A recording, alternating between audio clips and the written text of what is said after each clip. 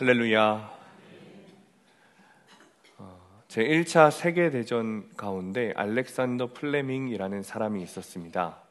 이 알렉산더 플레밍이라는 사람은 의사였는데 전쟁터에서 부상당한 병사들을 치료하다가 소독과 절단 외에는 치료법이 없다는 것을 깨닫고 한계를 느꼈습니다. 그래서 전쟁 후에도 세균 치료제를 찾기 위해서 연구를 계속했습니다. 그러던 어느 날 이 알렉산더 플레밍이 큰 실수를 하나 했습니다. 꽤 오랜 시간 연구하던 세균 배양 접시의 뚜껑을 열어두고 그만 휴가를 떠난 거예요. 그래서 그렇게 열심히 오랜 시간 작업했던 그런 세균 배양 접시에 곰팡이가 피고 만 겁니다. 완전히 실패한 거죠. 자신이 배양하던 것들도 다 죽고 모든 것을 처음부터 시작해야 되는 그런 상황이었어요. 그렇게 절망하고 낙담한 이 플레밍이 습관대로 배양 접시를 관찰하는데 그 푸른 곰팡이 주변으로 세균이 자라지 않는 것을 보게 됐습니다. 그러니까 자신이 그동안 연구하고 발견했던 약들보다 이 곰팡이가 훨씬 더 많은 세균을 죽이는 효과를 보게 된 거죠. 이것이 바로 페니실린이라고 하는 항생제입니다. 결국 페니실린으로 만든 항생제가 수많은 사람을 살리는 약이 되었죠. 때로 우리는 실패라고 생각한 자리가 사실은 하나님이 예비하신 시작하는 자리라는 것을 깨달을 때가 많습니다. 마치 이런 겁니다. 여러분, 우유가 썩으면 실패가 아니라 요거트가 됩니다. 우유보다 요거트가 더 값이 나가죠. 요거트가 썩으면 치즈가 됩니다. 아주 좋은 치즈는 한 조각에 몇백만 원씩 하기도 합니다. 마찬가지로 포도가 밟히면 포도주가 되고 그 포도주가 썩으면 와인이 됩니다. 하나님은 실패를 결코 실패로 끝내지 않으십니다. 오늘 본문을 보면 똑같이 실패한 사람들이 나옵니다. 절망하고 낙담한 사람들이 나옵니다. 그들이 누군가 하면 예수님을 사랑했던 여인들이었어요. 또 예수님의 제자들이었습니다. 오늘 1절부터 3절까지 말씀 함께 읽습니다. 시작. 안식 후 첫날 새벽에 이 여자들이 그 준비한 향품을 가지고 무덤에 가서 돌이 무덤에서 굴려 옮겨진 것을 보고 들어가니 주 예수의 시체가 보이지 아니하더라. 아멘. 안식 후 첫날 새벽에 예수님을 따르던, 예수님을 사랑하던 여인들이 향품을 준비해서 무덤으로 갔습니다. 그들이 무덤으로 간 이유는 예수님이 부활하셨다는 것을 믿기 때문이 아니었습니다. 향품을 가지고 무덤으로 갔다는 것은 시신에 향품을 발라드리기 위해서 갔다는 거예요. 그러니까 그들은 지금 무덤 안에서 예수님이 계신 그 시신을 보존하고 예를 갖추기 위해 간 것이지 예수님의 부활을 믿고 간 것이 아니라는 거예요. 무덤 문이 열렸습니다. 주님의 시신이 보이지 않습니다. 여러분, 이 모습을 본, 이 광경을 본 여인들의 마음이 어땠을까요? 예수님이 부활하셨구나. 여러분, 기쁨으로 충만했을까요? 그렇지 않았습니다. 여인들은 굉장히 절망하고 근심했습니다. 4절 말씀 함께 있습니다. 시작. 이로 인하여 근심할 때에 문득 찬란한 옷을 입은 두 사람이 곁에 섰는지라. 근심했다. 여러분, 근심했다라는 뜻의 헬라어는 아포레오라는 헬라어입니다. 아포레오에는 혼란하다라는 뜻이 있어요. 그러니까 그냥 단순히 이거 좀 어떻게 잘못된 거 아니냐 근심한 것이 아니라 여인들 마음 가운데 아주 혼란스럽고 절망스러운 마음이 들었다는 거예요.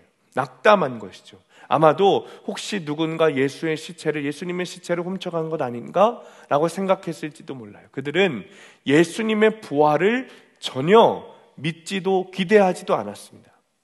본문 10절에 보면 이 여인들이 누군지 기록되어 있는데 이 예수님의 무덤에 간 여인들 중에는 막달라 마리아라는 여자가 있었습니다.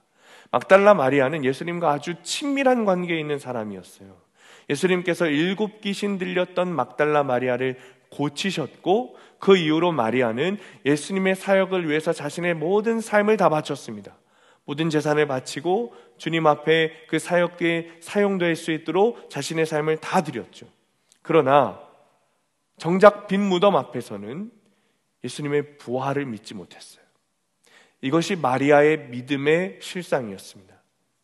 예수님과 함께 동행했던 마리아, 그런데 예수님의 죽음이라는 충격적인 현실, 실제로 내 눈앞에 일어난 그 빈 무덤을 보자 마리아의 믿음은 온데간데 없이 사라진 거예요. 혹시 지금 여러분의 빈 무덤은 무엇입니까? 그 자리를 말씀으로 다시 한번 바라보시기 바랍니다. 저에게도 빈 무덤과 같은 때가 있었습니다. 실패의 시간이었죠. 목회자의 가정으로 살아가면서 저희 집은 늘 어렵게 살았습니다. 지금도 부모님은 상가 4층에서 예배 장소와 함께 사택을 마련하셔서 프라이버시는 전혀 존중할 수 없는 그런 환경에서 살면서 목회를 하고 계십니다. 그러던 중에 안 그래도 가난한 시절에 보증 문제로 집안이 완전 무너졌습니다. 그때는 정말 막막하더라고요. 드라마에서만 보던 빨간 딱지가 온 집안에 다 붙게 되고 정말 길거리에 나앉게 되어야 하는 때 제가 했던 것은 무엇인가? 하나님께 소리치며 화를 냈습니다. 손가락질했어요. 하나님, 어떻게 그러실 수 있습니까? 어떻게 이럴 수 있습니까? 하나님, 이거는 아닌 것 같습니다. 하나님, 이건 아닌 것 같습니다. 울며 손가락질했어요. 저는 그동안 저에게 믿음이 있다고 생각하며 살아왔습니다.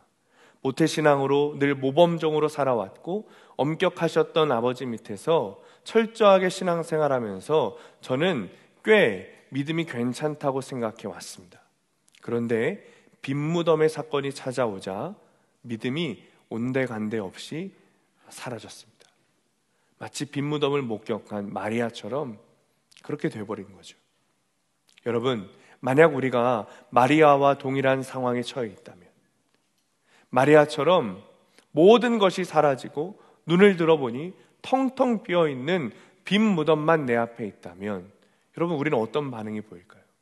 직장에 문제가 생기고 건강에 문제가 생기고 자녀들의 문제가 생기고 집이 넘어가고 남편이 배우자가 외도하고 우리 삶에 무덤과 같은 빈 무덤과 같은 절망적인 상황을 맞이했을 때 여러분, 우리는 어떻게 반응할 수 있을까요? 아마 우리 중에는 빈 무덤 같은 고난이 빠지면 교회를 떠날 사람이 많을 겁니다. 이런 하나님이라면 믿지 않겠다며 원망하는 사람 많을 겁니다. 나는 아닐 거라고요? 여러분, 당해보지 않으면 모릅니다. 이 여인들도 당해보지 않을 때는 몰랐어요. 결국 나도 이 여인들처럼 믿음이 없다는 것을 인정해야 합니다. 우리가 이것을 인정하지 않으면 진짜 믿음이 시작되지 못합니다. 나는 내 눈앞에 빈 무덤이 있으면 주님을 버리고 하나님을 버리고 교회를 버릴 사람이라는 것을 인정할 때 우리의 믿음이 거기에서 시작됩니다. 그렇다면 믿음은 어떻게 생기는가? 믿음은 여러분 단순한 경험으로 생기지 않습니다. 마리아도 빈 무덤을 보았지만 부활을 믿지 않았어요. 본다고 생기는 것이 아닙니다. 만약 믿음이 경험으로 생기고 본고로 믿음이 생긴다면 여러분, 우리 다 성지순례 가야 돼요. 저도 이스라엘 가보고 싶어요. 저도 성지순례 가보고 싶어요. 그러나 여러분, 믿음은 성지순례 간다고 생기는 것이 아니에요. 본다고 생기는 것이 아닙니다. 경험한다고 믿음이 생기는 것이 아닙니다. 믿음은 오직 말씀을 통해 주어집니다.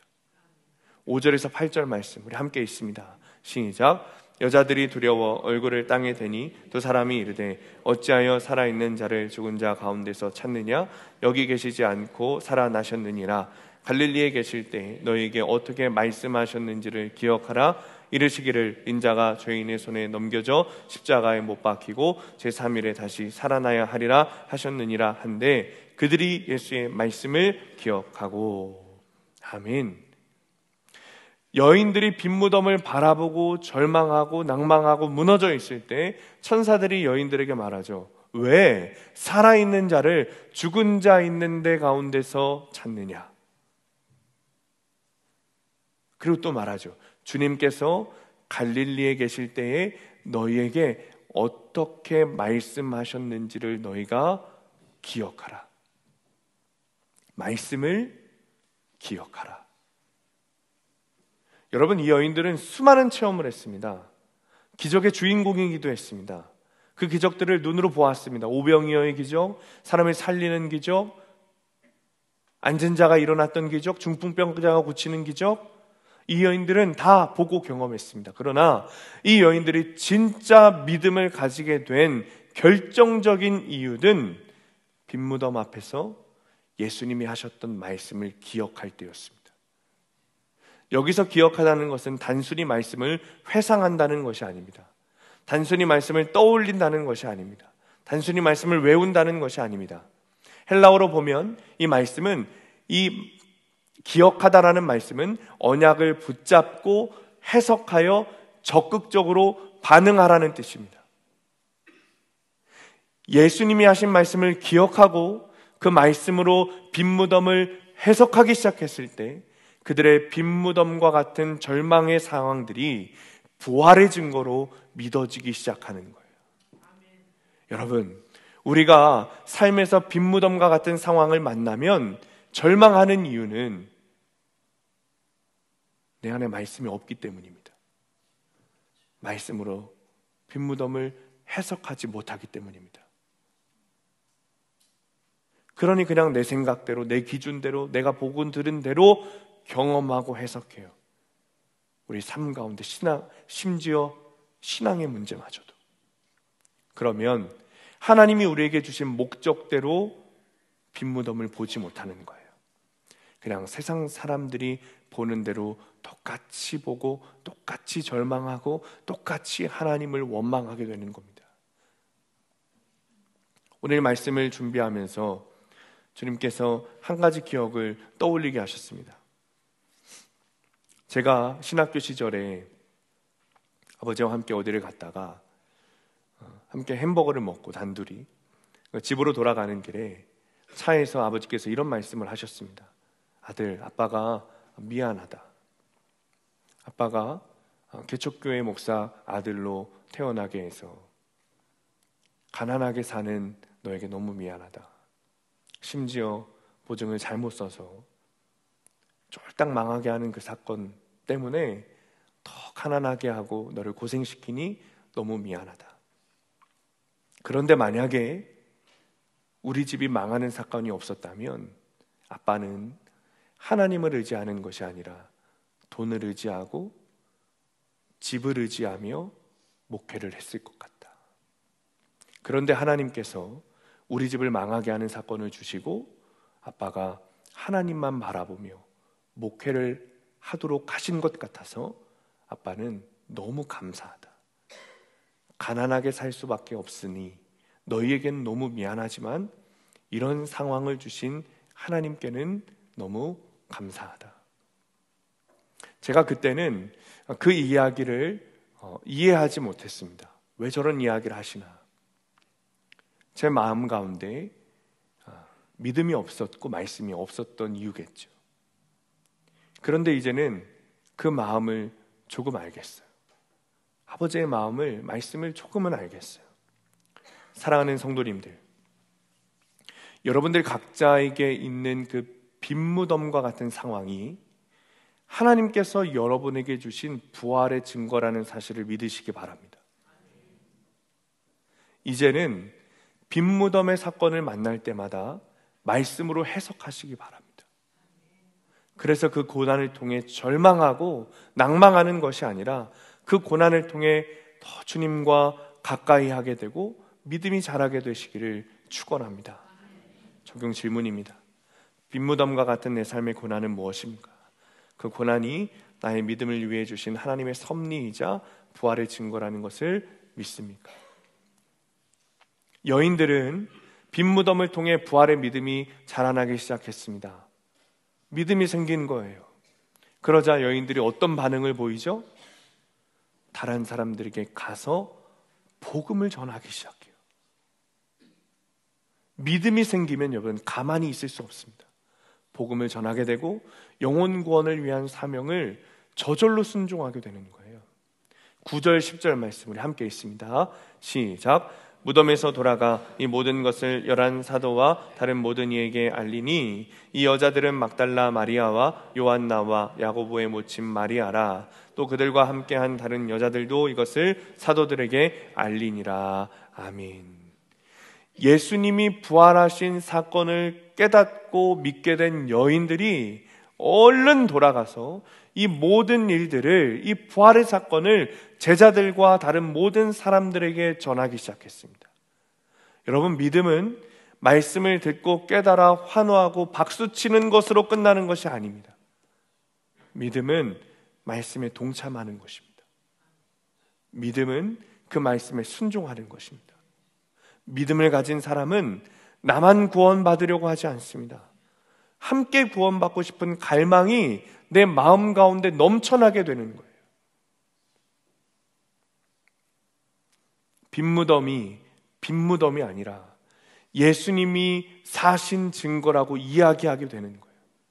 나의 빈무덤과 같은 사건이 사실은 주님이 나를 구원하시고자 주신 부활의 증거라고 전하게 되는 거예요.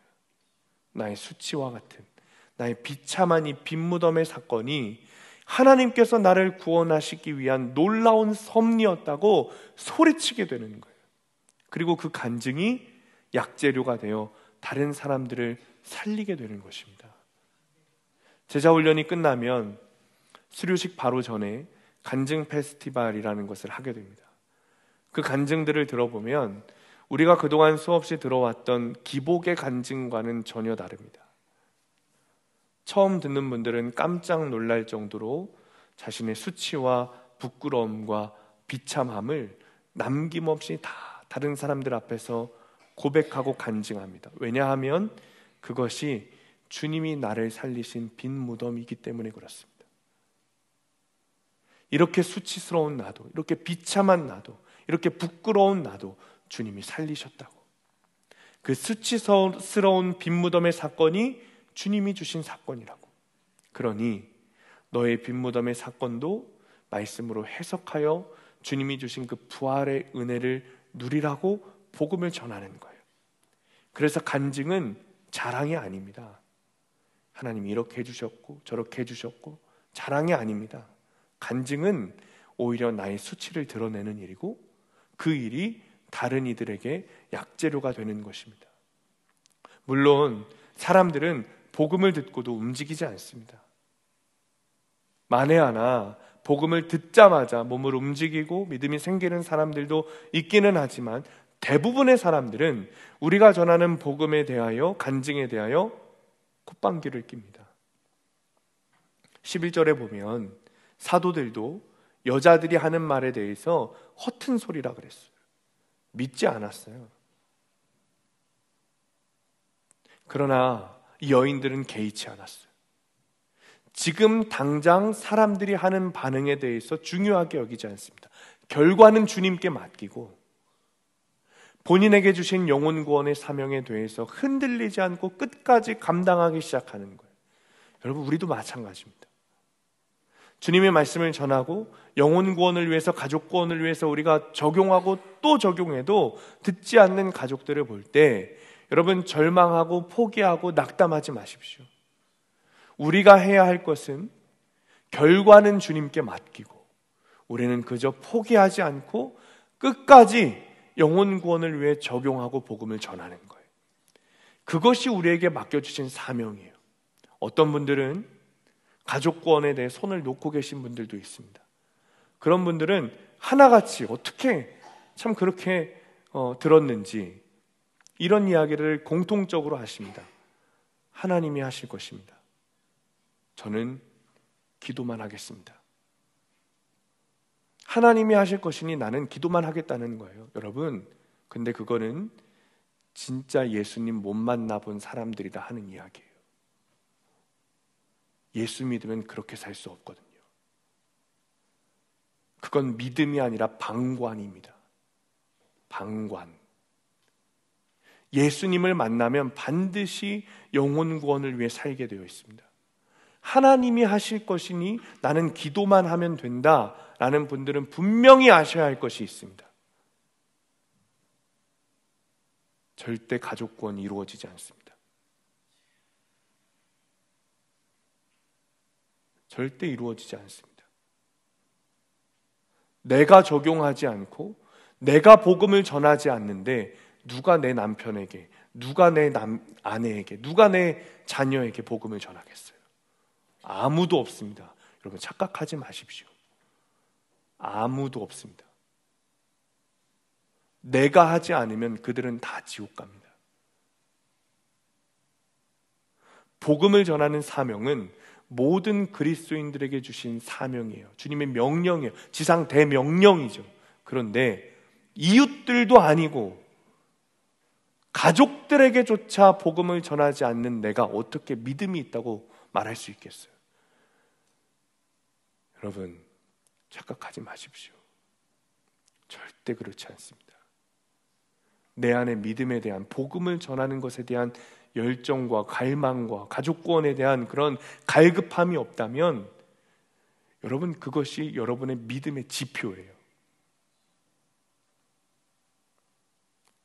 사랑하는 성도님들, 우리에게도 부활신앙이 있다면, 정말 예수님이 부활하시는 것이 정말 믿어진다면 예수님을 증언하는 데 힘써야 됩니다.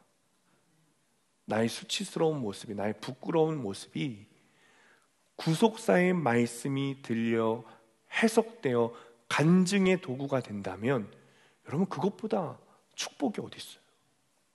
그렇게 연약하고 수치스러운 내가 예수님을 만나 변화된 모습을 전하는 것이 예수님의 진짜 증인된 모습입니다. 적용 질문입니다. 나의 수치와 고난의 사건을 어떻게 말씀으로 해석했습니까? 나에게 믿음을 주시기 위한 사건으로 해석이 됩니까? 복음을 전하고자 하는 마음의 결단이 있습니까? 약재료가 된 간증을 누구에게 전하고 있습니까? 사랑하는 성도님들, 여러분은 어느 때 절망하고 계십니까? 사실 다른 사람들이 나를 조롱하고 비판하고 욕하는 것은 사실은 괜찮습니다. 그런데 진짜 절망이 되는 때는 나 스스로 안 된다고 여겨질 때입니다.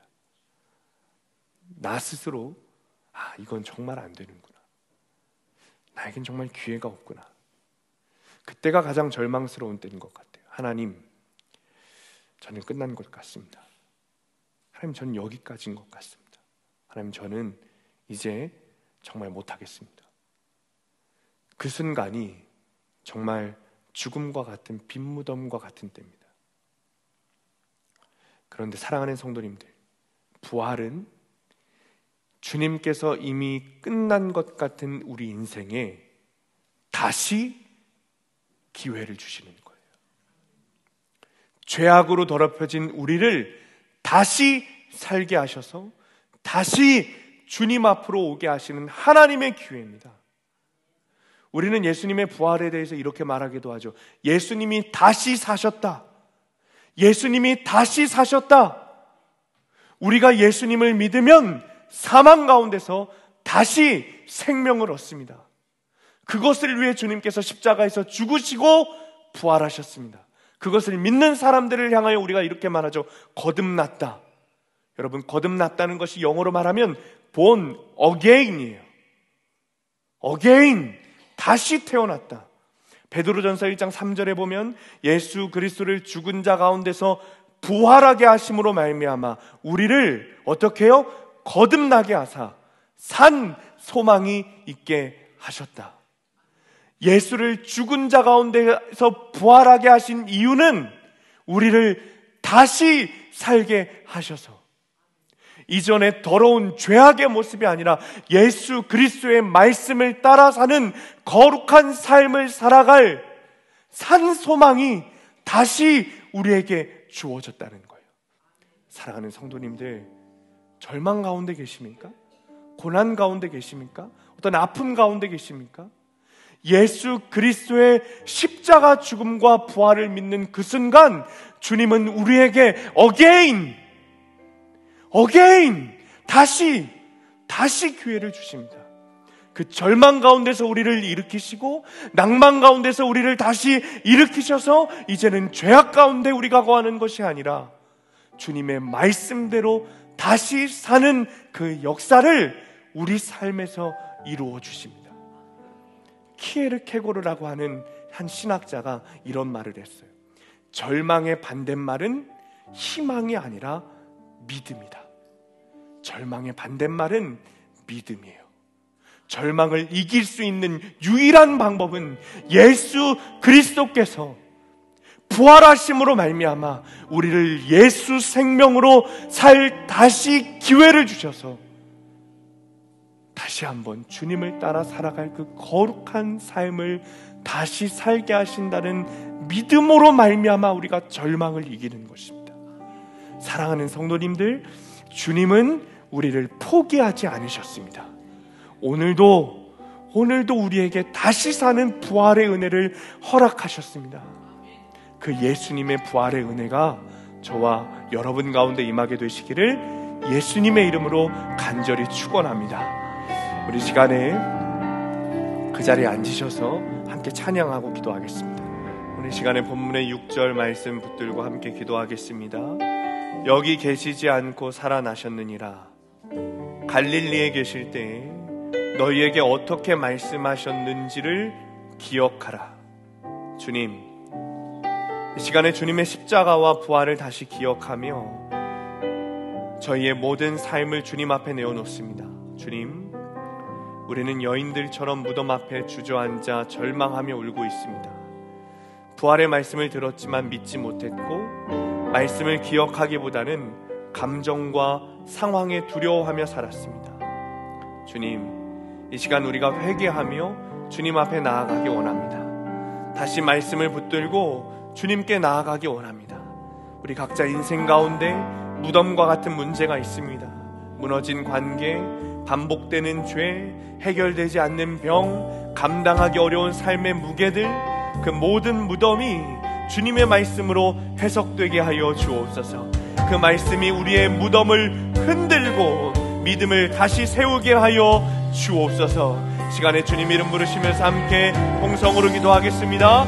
주여. 이제는 죽은 자를 살리시며 구원하시는 하나님의 사랑하심과 어둠을 이기시고 부활의 첫 열매가 되셔서 우리의 깊은 잠을 깨우시는 그리스도의 은혜와 부활의 증언자로 살아가도록 인도하시는 성령님의 교통하심과 능력이 부활의 예배를 드리고 빈무덤의 신앙이 아니라 왕이 거하시는 성전으로 살아가는 부활 신앙을 가지고 세상 속으로 나아가는 모든 성도들 머리머리 위에, 이들의 가정과 일터와 학업 위에, 그리고 사랑하는 수암교회 위에 영원토록 함께 하시기를 간절히 축원하옵나이다.